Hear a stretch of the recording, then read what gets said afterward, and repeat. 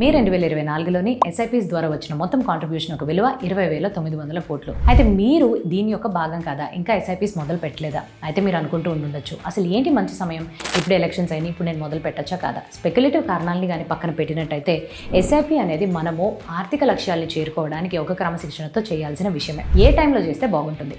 White ఓక్ study యొక్క ఆధారంగా కానీ చూసినట్టయితే మనము ఎస్ఐపిస్ని ప్రతి నెల కానీ ఒక క్రమశిక్షణతో వేస్తేనే మనకు మంచి ఆదాయం వస్తుందని వీళ్ళు సెప్టెంబర్ 1996 నుంచి మే 2024 మధ్యలోని కండక్ట్ చేసిన స్టడీ ఆధారంగా చూస్తే 10,000 చొప్పున ప్రతి నెల ఎవరైతే ఎస్ఐపిస్లో వేశారో వాళ్ళకి దాదాపుగా 14% వరకు ఆదాయం అనేది వచ్చింది. వాళ్ళు కానీ ప్రతి నెల 15వ తారీఖు కానీ వేస్తే 14.6% వచ్చింది. అదే మార్కెట్ లోవెస్ట్గా ఉండే టైంలో కానీ ఇన్వెస్ట్ చేస్తే 14.9% వచ్చింది. హైయెస్ట్ డే ఆఫ్ ద మార్కెట్లో కానీ వేస్తే 14.4% వచ్చింది. దీని నుంచి మనకేం తెలుస్తుంది?